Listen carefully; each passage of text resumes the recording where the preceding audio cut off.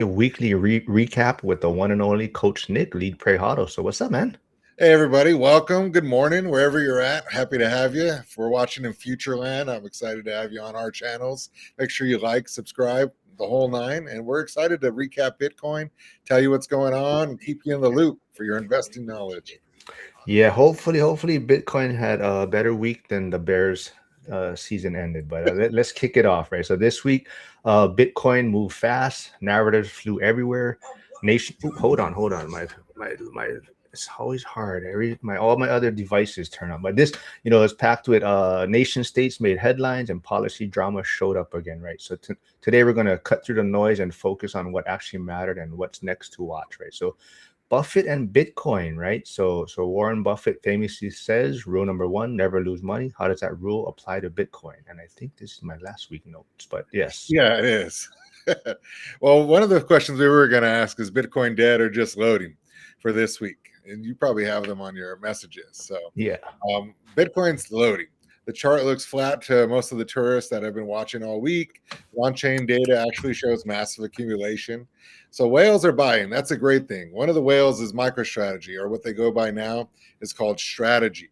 And they just bought another 2 billion in Bitcoin this week, which is pretty exciting stuff. I believe you don't buy 2 billion of Bitcoin if it's a dead asset. That's a lot of money to throw around, right? And if you know anything about Michael Saylor, he has the president's ear, he has his son's ear that are all invested in Bitcoin, which is why they're trying to get these crypto bills passed. And it's going to take time because you're fighting against the banks and what they're doing, right? They're trying to, as a TradFi and DeFi, and they're going after it. We'll see what happens. But compression is what's happening right now. We're seeing chopping between like 89 to 94, 95,000. And this spring is coiled up, which is an exciting thing if you're into even stocks or Bitcoin or anything like that.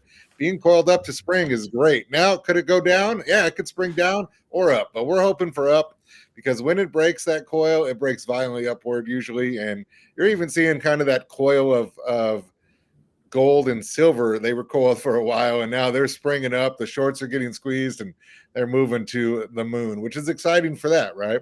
We know that gold is primarily used just for jewelry, right? 53% of gold is for jewelry. And then silver has a lot of utility and it's used in different things, obviously as a precious metal, which is awesome. The thing about those two things are they find more every year, tons of it. So as we continue to mine our Bitcoin, and it gets all mined up over the next halving and so on. There's always a little bit still being mined for a while, but as we get that supply shock coming, it's going to be huge news for Bitcoin. This is a great time to accumulate, in my opinion. Yeah. Yeah, so when Bitcoin feels quiet, people start looking for something else to blame or credit, right? So Yeah. are ETFs helping Bitcoin or taming it? Well, ETFs are taming it, in my opinion, but not taming it in the way you're thinking. They're taming the volatility. So we saw 1.4 billion in ETFs inflows this week, which is exciting. There's been plenty more than that. It didn't moon, so people think nothing happened, right? They're only going by the FOMO times when Bitcoin is straight pumping and everybody's FOMOing in. But the OTC desks are absorbing the shock, which is great. But more than anything, if you're a Bitcoin person, you understand that they're raising the floor. We aren't seeing 20% pumps right now, that's for sure. But we also stopped seeing those 30% crashes and drops.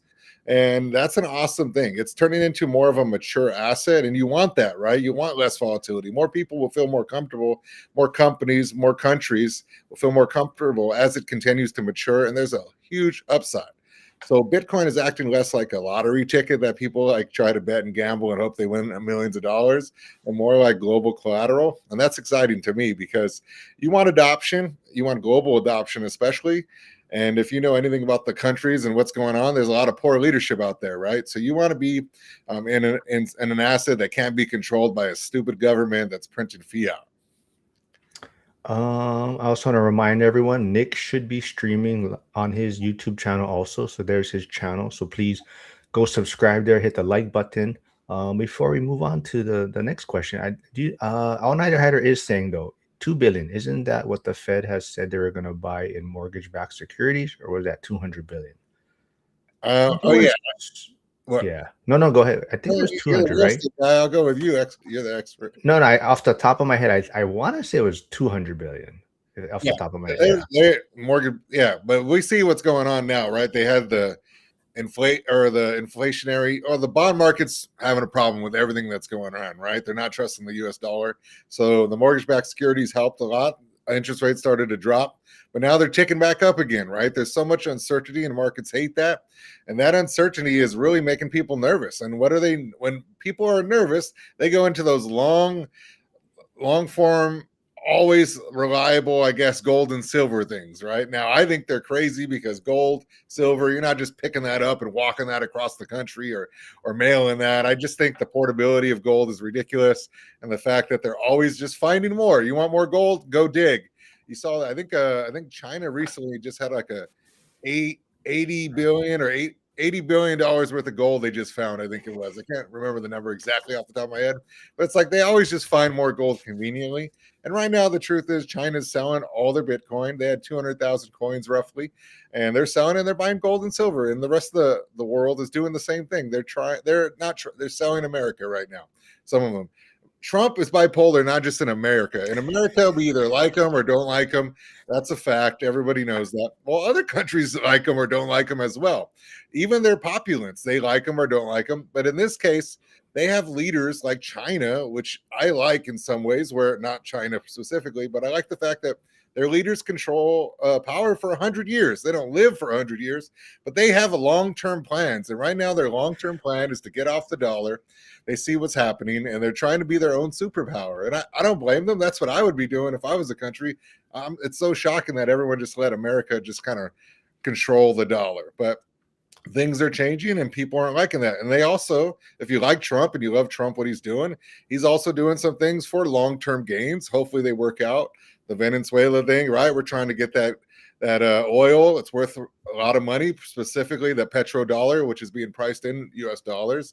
And then you got Greenland, which is full of minerals that we want. They're precious metals, precious rocks, precious metals, precious everything.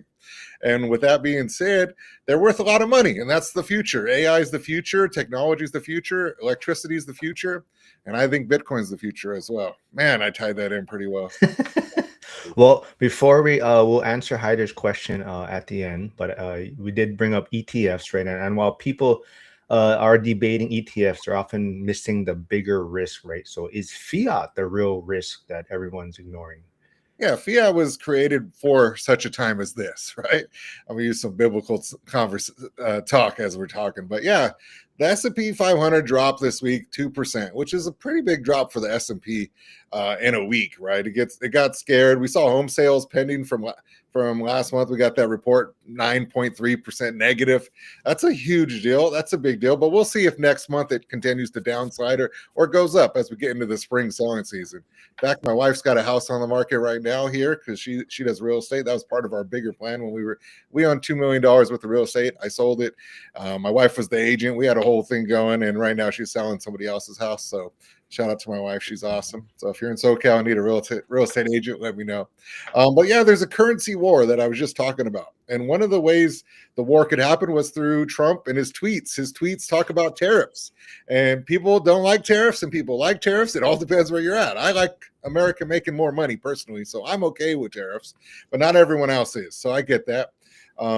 And the EU, European Union, didn't like the 10% tariff trade that was going to possibly happen this week.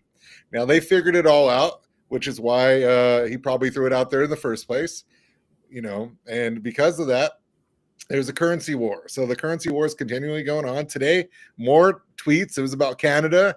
He's all pissed off at Canada. They might do a deal with China, and I don't want Canada doing a deal with China. They should be doing deals with America only, or they should get slapped around. Sorry if you're any Canadians on there, but that's how I feel. You know what I mean? Beautiful country, even if you're frozen half the year, but I still think that they're safe because of America, and the only deals they should be doing is with America. So I get it, and so we might slap 100% tariffs on them, and they'll get back in line because Canada has no power. I don't care what they say. They have a smaller GDP than California, so we're not worried about them. But the point is, those tweets drop. Currency wars are happening, and it makes people nervous. It makes countries nervous. And my biggest concern, what I've seen the last 16 years or so, is we get one party and then the next party, as leaders. So we go Democrat, Republican, Democrat, Republican, and they just kind of wipe out the past president's stuff that they've been doing. And it's kind of sad. Some things are actually good on both sides that they do. And we can't be wiping out good things. We should only be wiping out things maybe that aren't futuristic and fitting. And that's where China plays a strong part. They got 100 years. They've been getting minerals from Africa most recently. They've been ahead of the game because they're thinking long term while we're fighting with ourselves. And a house divided will not stand. So I hope that our house cleans up, gets in order, and we start dominating and kicking everyone's butt in the world personally. So I think a lot of people are scared during these times, and a lot of people possibly sitting on the sidelines. But what's the silent cost of doing nothing, you think? Oh, I think the silent cost is everything. Because if you look at the K-shaped economy, it's painful. The top of the country is doing really well. They're making a lot of money. They're doing so well that even in California, they're trying to do a wealth tax to billionaires, charging them 5% tax if it gets passed. And what do the billionaires do? They're moving out of the state. You lose a place like even Wells Fargo just moved to Florida. In-N-Out's moving a headquarters to Tennessee. Like, that's wild. In-N-Out is California. They have literally 2 palm trees that are crossed at every single In-N-Out. You know what I mean? So, like, that's their logo. It is California. So it's all interesting. So that's something that's happening that's real, you know?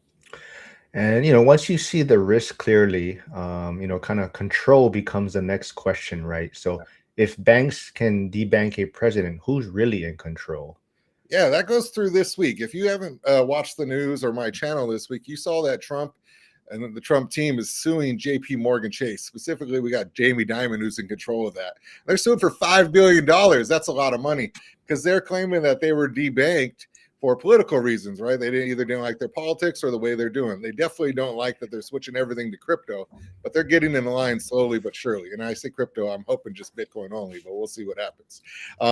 But I think that's a huge warning to all of us that are here. Like, that's scary. We're used to, a democratic country where, there's less control and more freedom. That's what America stands for, right? Freedom. But when they start debanking you and controlling you for whatever reason they want, that's a warning sign, right? So if they could freeze the accounts of a former president, because he was a former president at the time, they can freeze your accounts without even blinking. Your $1 million, your $10 million, or your $100. I don't know what you own, but you don't want them doing that. The solution to me, again, is only Bitcoin. Bitcoin has no CEO.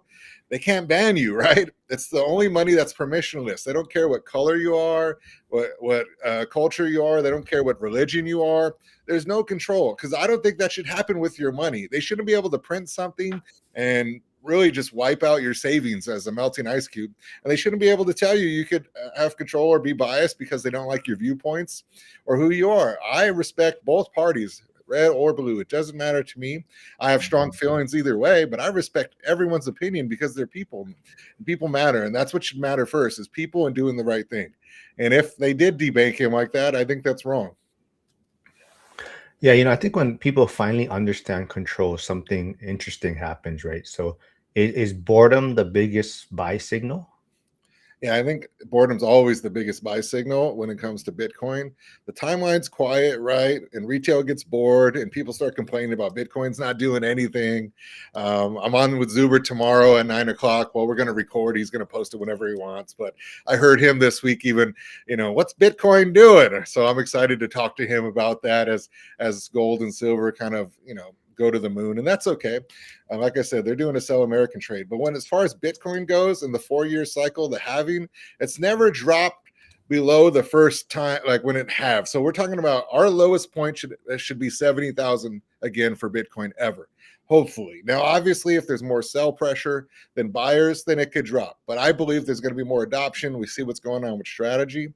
And right now, during this boredom period, they're trying to flush out. They flush out people with leverage. They flush out the tourists. They flush out those that are, what's this Bitcoin thing, right? Oh, it's not doing anything. Let me get out of here and throw it into whatever they throw it in, Meta or Amazon or these companies they have more comfort for, Netflix, right? And then they drop and they're like, oh no, what did I do? Because things change. There's a time when I sold my houses a couple years ago, and if I sold them today and I just waited, I would actually get less money than I did then. It's not because the houses are worthless. It just sometimes there's better times to sell, better times to buy. And I think boredom right now is opportunity. And historically, honestly, buying when the market is boring at high levels, like during this consolidation, the spring and coil, is usually the most profitable. But I don't have a crystal ball. I don't know when. I just believe long term, it's going to bring in more buyers and people are going to be very happy. All right, so let's see what's going on in the chat. But in the meantime, let's see which question hit you the hardest today. So is Bitcoin being dead, ETFs, fiat risk, control, or boredom? Put it in the chat. But I saw some questions here. So Okay, sweet. there was one. Softball question from Hyder. It says, "What makes BTC digitally scarce? How can something be digital and scarce?" Well, that's because there's only going to be 21 million coins that are ever mined. So that's a supply and demand issue. And there's going to be a supply shock as more people accumulate those coins, even the ones that are mined. And really, there's not going to be 21 million coins to the public. About 5 million of those are either Satoshi's coins or just lost in general. They lost their keys, they lost their coins. And we're talking about a 15 million coin max that's going to be there. Now, obviously, the more expensive they get, they're going to be not priced in full coins anymore. They're going to be priced at what's called sats, and that's like fractional buys of coins. So even though you bought a fraction of something, it's still important. I see over here in Balboa Beach, Newport Beach, they have these beautiful homes, and now they're like kind of fractionally selling them. So you can like own 8 weeks a year, but it's crazy. But you got to put your $3 million just for 8 weeks. So it's kind of wild. But that's what happens when something becomes so scarce. There's only so much land on Balboa Island, right? So those properties are worth more if you want to be right on the water in a beautiful neighborhood, safe, great schools, great people. So that's the same thing with even a digital asset like Bitcoin. Now, some of the other coins like XRP and stuff that I call trash is because there's owners that control the coins, and there's just an infinite supply. They just could produce more, just like kind of American dollars. They just produce more fiat. Hyder says he watched a Luke Grauman video yesterday and got a much different perspective on China. Okay. If you have that video, Hyder, put it in the chat. Harrison does say, Trade Better 99 says, would electricity trump Bitcoin in the short term due to folks not being able to trade Bitcoin if they cannot have access to the rising cost in energy? Well, when it comes to electricity, one thing you're seeing is a lot of the Bitcoin miners are like using their energy and they're helping out these AI companies now, and they're all kind of working together. That's the future, right? Technology, electricity, energy, data centers, and I think Bitcoin. I think they're all working together in order to mine Bitcoins, supply Bitcoins, transfer Bitcoins. And if you don't really know that, a better internet is on the way, and it's likely going to go on what's called Solana.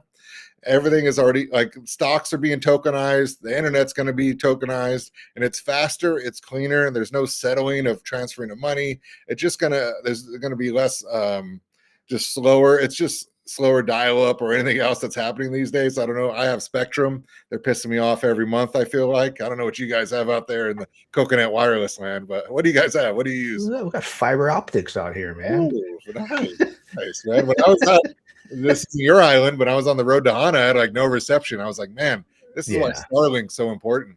So you could be in these places that are beautiful and lovely, and you could get Starlink and get it everywhere you're at. If you saw Iran, they brought those drone Starlinks so the city could have internet, because they were trying to shut off the internet for the city because they didn't want to see what's going on with all the massacres of people. They've been killing protesters there. So Starlink's awesome. I'm a big Tesla fan in general. Hyder does say Bitcoin thrives off the most inexpensive and difficult to convert energy, actually using what is wasted rather than using what has the most demand. That was a really bad narrative that got spread. Okay. Let's see. What are your thoughts on Monero XMR breaking over 800 and cannot be traded on Coinbase? Cannot be traded on Coinbase. I don't know anything about that, to be honest with you. Okay. Monero, I don't know. Not sure. I don't want to give an answer. I don't know. Yeah, this is just I only answer things I know, so I'm sorry I don't have an answer for that. I don't know anything about that. So I really I stick to Bitcoin. I like Solana if I was going to pick something else, but and then I do regular financial news, history, and stuff. Looks like Hyder did put the link for that video possibly in the chat. So if you want to go check that out, like I said, here is Nick's YouTube channel. He's probably streaming live right there now. Go check it out. Subscribe. He also puts out daily content as much as possible. Stay on the lookout for his video. He's trying to get back into a routine with Zuber, so they'll be recording tomorrow, and that video will be out at some point. I do want to, I mean, if you have some time, I did want to. So, Sure. like I said, also go check out Nick on X. But there was a couple posts that I did want to bring up to him. So I don't know if I'm saying this individual's name correctly, but he's a big Bitcoin person on X. Sure. Raja Sony, I Oh, believe. I follow him also, but he says unpopular opinion: owning real estate properties is just an underpaid second job. And you reshared that post, right? So what kind of made you want to reshare that one? Well, yeah, Rajat has a lot of followers. He does like a coaching thing as well. He has his own YouTube channel, I believe, but I I like wanted to just get people's opinions on those things. As someone who's owned real estate, I always wonder what people that have never owned it think and people that do own it. And I think that there's a lot of like clickbait from especially Bitcoin maximalists. He's a Bitcoin only guy. Like that's all he lives for. No real estate, no W-2, nothing. Like he's going full Kiyosaki on Bitcoin, right? But I think there are maybe some aspects to it. One thing I learned about real estate is there is nuance to a lot of things when it comes to real estate. If you're property managing it yourself, there's a lot to learn to do it right. If somebody else is running it for you, then you still got to kind of manage that person. At least that's one thing I've seen through Zuber and others. I proper manage myself. I didn't find it very hard, to be honest with you. Like once you get the deal and it's going, it's pretty damn easy. If they call you, you send a text to your handyman and they take care of it. So you don't really panic because you have your capex expenses, you know what I mean, already on the side. So I don't know if I agree with that. I guess, I mean, in Bitcoin, you could just hodl and do nothing, I guess. I don't know. I mean, I sell covered calls. Could be a job as well. I mean, I made a good amount of money this week alone, but I don't know. I think everything takes a little bit of work, but a lot of the work is front end when you do anything. You got to learn how to do it all, you know, and the more you learn, the more you understand, and the more confident you are and comfortable. I guarantee you, whoever watched Zuber or Mark or anybody on his channel, they were interested in learning more about whatever it is. And you came to the conclusion that it's either A, this is easy, I could do it. I actually find small multifamilies easy and I could do it. But I watched some of the other stuff and I was like, I really don't want to do short-term rentals and I don't want to do maybe mobile home parks or anything else. And that's the beauty of it. There's so many different types of real estate they could own, commercial, storage, and all those things. So it all depends what you're doing, what kind of team you have. But once it's in place, like any single business that's running smoothly with great leadership, it goes well. I mean, I coached 20 years, a couple pro players, 3 WNBA players actually. And once I had practice down, it was just kind of refining a couple things. But I could run a team right now and win championships because I've done it a long time. Now, obviously, you need good players to help, you know, some athleticism. I can't take Mark on the court and be good, you know what I mean? Oh, But come on now. hey, that was for that picture you got to be that we were joking with the text for a while. But yeah, you get my point. Yeah. Yeah. I do want to remind I go check out Zuber's recent video with Ryan Pineda and Brian Davila. It's uh Zuber is very composed on that video. It was kind of tough to watch. He did a great job, but it was a lot of, I think that's where a lot of people are feeling with real estate right now. And Zuber stood his ground and talked about, you know, the discipline on why there's wealth building in real estate, but any asset class, like exactly like Hyder saying, investing is incredibly personal. There's no one asset that fits everyone. And so, yeah, check out Zuber's video with Ryan Pineda and even Dion's video talking about a clip that he took from The Uneducated Economist. It was a very interesting video. Hey, I see Joel here. What's up, man? I'll see you on Wednesday. Like I said, everyone check out Coach Nick's Lead.Pray.Hodl YouTube channel. Go subscribe there. Go check him out on X. He's putting out daily content. And one last thing, then your other post though, you reshared something. So Sure. it was talking about Alex Hormozy. Okay. Said this person said, my real takeaway from this interview with Hormozy is that Hormozy appears to have missed the most important parts of life: having children, passion for your work, and personal happiness, right? Yeah, I love Alex Hormozy. I think he's a genius. You know what I mean? I think when he does anything, it's going to be successful because he has absolute wisdom in whatever he does. He learns with the finest people. But I think he's at a point, if you watch the video, where he's kind of conquered the lion and he's like, well, what is there left? Well, the Bible tells you what it is to gain the whole world if you lose your soul in the process. Your soul doesn't mean you're going to hell like that. They're talking about like if you're just caught up in wealth and power and things like that. Well, those get old after a while. I think. I mean, I listen to his videos often, and he's like, yeah, you get tired of these steakhouses in Vegas. He lives in Vegas, but it's all the same stuff. It's a ribeye, it's mashed potatoes a la carte. You know, like it's all the same things. And I think that there's something missing in that. And you're going to have all this wealth and not be able to. Who are you going to pass it down to? I think there's a loneliness in there, and he's tried to be safe. If you know his whole story, you know, you're going to find that out. So I think he's missing part of his life. Now, I understand some people don't want kids, things like that, but it wasn't about kids. It was about God and Jesus. I think that's the most important thing. You don't have to want to have kids. You want to be a solo traveler with your wife, or that's fine. But I think when you're missing a relationship about serving people, that's more important than making money. I think you're going to have times of loneliness. You know what I'm saying? And I think that's a big part. You see Ben Mala and Graham Stephan this week. It was a great man. He was roasting Jack. Yeah. I was like, damn, Jack. But if you're like Italian or whatever, and you're roasting someone like that, that just means you like them. You know? All right, this is completely off. So I was watching that interview. I was doing something else while listening to it. But so what happened when he was like, Jack, what's up with you? Because what did he do with the water bottle? Or he grabbed the cap with his Oh yeah, feet or toe or something? Like yeah, I don't know if he dropped the cap on the floor, so he went to pick it up with his feet. And yeah, they were not really. Ben was really just attacking him, like, "What are you here for? You're a smart guy." Like the whole time, you know, Graham's the show. You're just on the side. You know, it's kind of harsh, honestly, but it was just that's how he shows affection.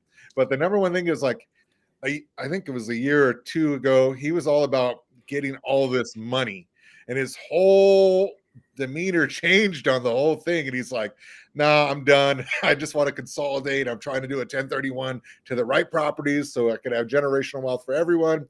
Put my money in these treasury bonds." And get 5%, and 5% of 10 million is this, and you can't live on that. And he's trying to sell his own property, which is like has a lazy river in it and everything else. You know, so he's a funny guy. I don't know. I like Ben Mala. I like Graham and the Iced Coffee Hour. That's a great show too. But Yeah, definitely entertaining. So those are some videos people should go check out: the Ben Mala, Graham Stephan, Michael Zuber, Ryan Pineda, and Brian Davila, and then even the Dion's live stream recap. He took a clip from the Uneducated Economist. So, but also go check out Nick's YouTube channel, Lead.Pray.Hodl, and look out for his video with Zuber coming up. But remember, Bitcoin doesn't die quietly. It loads quietly, right? It doesn't reward urgency. It rewards patience, discipline, and conviction. Lead with purpose, pray with intention, and hodl with discipline, right? So we'll see everyone next week. Thanks, Coach. thanks for watching. Yes.